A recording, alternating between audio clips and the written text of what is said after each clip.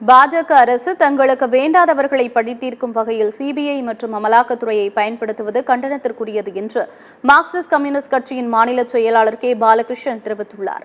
திருவண்ணாமலையில் தமிழ்நாடு மின்வாரிய ஓய்வு பெற்றோர் நல அமைப்பின் சார்பில் 9வது மாநில மாநாடு நடைபெற்றது. இதில் மார்க்சிஸ்ட் கட்சியின் மாநில செயலாளர் கே பாலகிருஷ்ணன் பங்கேற்றார். முன்னதாக செய்தியாளர்களிடம் பேசிய அவர், திமுக கூட்டணியில் குழப்பத்தை ஏற்படுத்துவதற்காகவே பாஜக அரசு செயல்படுகிறது என்றும், இந்தியாவில் அராஜகமான மனித உரிமையை மீறும் நோக்கில் ஜனநாயகத்தை பறிக்கும் செயலில் ஆட்சி நடைபெற்றுக் கொண்டிருக்கிறது என்றும் கே பாலகிருஷ்ணன் குற்றம் சாட்டினார். 1.5 வருஷம் செந்தில் பாலாஜி மீது அல்லது யார் ஒருத்தர் மீது வழக்கு இருக்குன்னா அந்த வழக்கு நியாயப்படி நடக்கட்டும். வழக்கை நடத்தி நீதிமன்றம் என்ன உத்தரவுப்படுதோ அந்த உத்தரவு அடிப்படையில் அவங்களுக்கு அந்த வழக்கு முடிவு பண்றதுங்கிறது நியாயம். ஆனா நீதிமன்ற வழக்கே விசாரணை பண்ணாம, குற்றச்சாட்டுகளை கூட முறையா பதிவு பண்ணாம, அவங்கள இடிங்கிற பேர்ல இடி தலையிட்டு அல்லது சிபிஐ தலையிட்டு அவங்க பூரா கைது பண்ணி விசாரணை கூட நடத்தாம மாத கணக்கில் கிட்டத்தட்ட 1.5 வருஷத்துக்கு மேல ஒரு ஜெயில இருக்காரு.